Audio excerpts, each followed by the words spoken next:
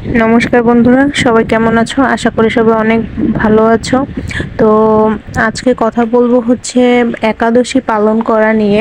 তো আমি ধর্ম সম্বন্ধে খুব একটা বেশি জানি না, যতটুকুই জানি ততটুকুই তোমাদের সাথে শেয়ার করছি। তো আমি চেষ্টা করি, আমি স্টুডেন্ট লাইফ থেকেই চেষ্টা করি যে ধর্ম বিষয়ে যতটুকু করা যায়, এই বয়স থেকে যতটুকু করা যায়। তো একাদশী হচ্ছে তার মধ্যে একটা অংশ।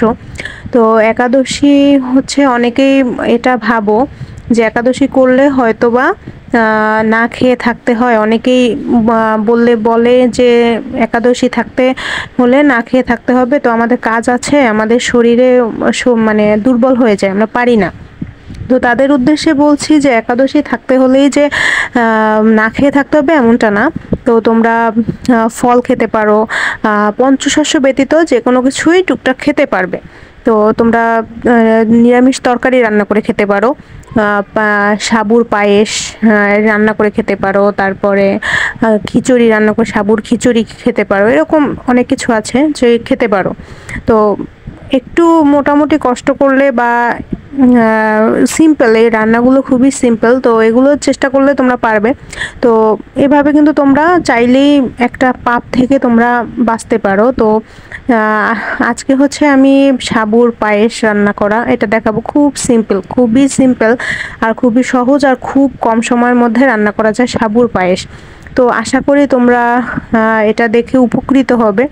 তো তো তোমরা কিন্তু একাদশীর দিনে এটা খেতে পারো, যারা মিষ্টি পছন্দ করো। আর যারা না করো তারা, আমি আসলে কিন্তু আজকে হচ্ছে গিয়ে সাবুর পায়েস রান্না করেছি আর হচ্ছে সাবুর খিচুড়ি রান্না করেছি। তো তোমরা দুটো একসাথে করলে হবে কি, যে সাবুর পায়েসটা অনেক সময় আছে সারাদিনে মিষ্টি জিনিসটা খেতে একটু প্রবলেম হয় অনেকের। তো তোমরা সাবুর খিচুড়ি বা একটু তরকারি, তার সাথে একটু অল্প একটু পায়েস খেলে, একটু ফল খেলে, এভাবে কিন্তু করলে তোমরা সুন্দর করে সারাটা দিনের মধ্যে তোমাদের ওইভাবে ক্ষুধা ভাবটা থাকবে না। তো তোমরা এই রান্নাগুলো করে অবশ্যই ঠাকুরকে ভোগ দিয়ে তারপরে তোমরা সেটা খাবে। যাদের সময় থাকবে, আর যাদের একান্তই সময় থাকবে না বা চাকরিজীবী বা সময় থাকবে না, তারা এমনি খেতে পারবে, ঠাকুরের শুধু খাওয়ার সময় ঠাকুরের নাম করে খাবে, ব্যাস তাহলেই হবে। তো আমাদের লাইফটাকে আমরা যতটা সিম্পল নিজেরা তৈরি করে নেব ততটা সিম্পল কিন্তু করা সম্ভব। তো কথা হচ্ছে তোমার মনে ইচ্ছা থাকতে হবে, ইচ্ছা না থাকলে আসলে এগুলো করা পসিবল হয় না। অনেকেই বলে যে এটা আমার অনেক ব্যস্ততা, আমি তাই পারি না, কিন্তু আসলে আমি এটা মনে করি একদমই ভুল কথা। কারণ তোমার যদি ইচ্ছে থাকে তাহলে তুমি অবশ্যই করতে পারবে, কিন্তু ইচ্ছেটা হচ্ছে জরুরি, ইচ্ছেটা থাকতে হবে। ইচ্ছেটা না থাকলে আসলে এগুলো হয় না, করা যায় না। তো তোমরা দেখে জানিও যে তোমাদের কেমন লাগলো ভিডিওটা। তো কে কে বাসায় ট্রাই করেছো আমার ভিডিওটা দেখে সেটা কিন্তু অবশ্যই জানাবে।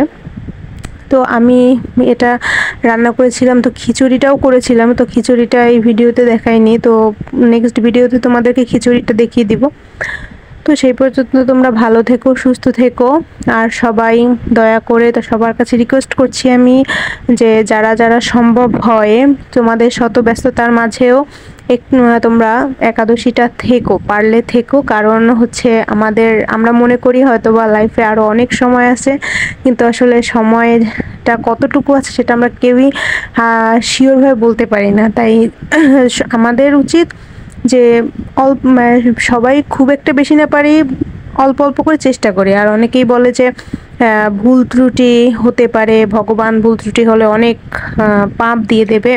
কিন্তু তাদেরকে আমি বলতে চাই যে তুমি চেষ্টা করেছো, এটা তুমি চেষ্টা করো, আস্তে আস্তে একদিন তুমি ভালো করে পারবে। কিন্তু চেষ্টা না করলে তো আর ভালো করে পারবে না। তাই আগে চেষ্টা করো। তো ভগবান তুমি চেষ্টা করার পরে ভুল ত্রুটি হলে সেটা ঠিকই মার্জনা করে দিবে, কারণ আমাদের বাবা মার থেকেও উপরে হচ্ছে ভগবান। তো বাবা মা ক্ষমা করলে ভগবান তো তাহলে ক্ষমা করেই দিবে। তো কথা হচ্ছে সবাই চেষ্টা করো। সবাই ভালো থেকো, সুস্থ থেকো। রাধে রাধে।